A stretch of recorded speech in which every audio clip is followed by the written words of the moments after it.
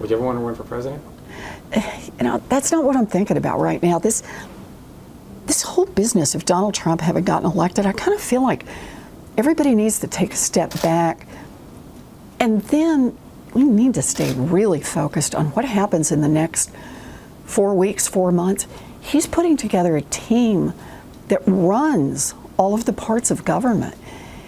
And if we've got people in there who are putting their own financial interests first, who are putting their buddies on Wall Street first, who are putting Vladimir Putin high on their list of who to help out here, that really changes what we are as a country. And so I see this is a time we've really got to bear down and concentrate on what's happening. People have got to stay engaged on these nominations. They've got to stay engaged when the Republicans in the House of Representatives come after Dodd-Frank or the environmental rules. They've got to stay engaged because we've got to be putting pressure right now. We can't say, well, in 4 years we'll fix this.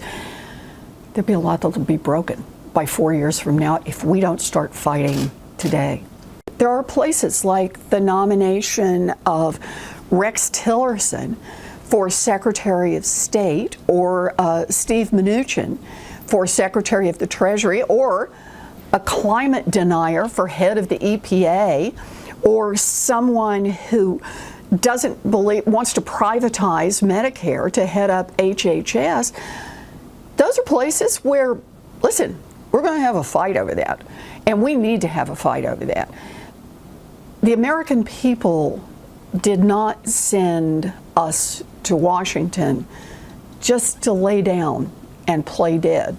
He touched that anger, and he said, I get it, and I will fight for you. Now, what he's turning around and doing is he seems to be handing over the keys to the very guys who broke this economy, who made it work for those at the top. So that's the part we've got to lay into now. We know what the goal is. We know what it is we need to do. The question is, how do you get there? And I think naming a Wall Street insider who thinks that the banks need more help and less accountability ain't the way to go.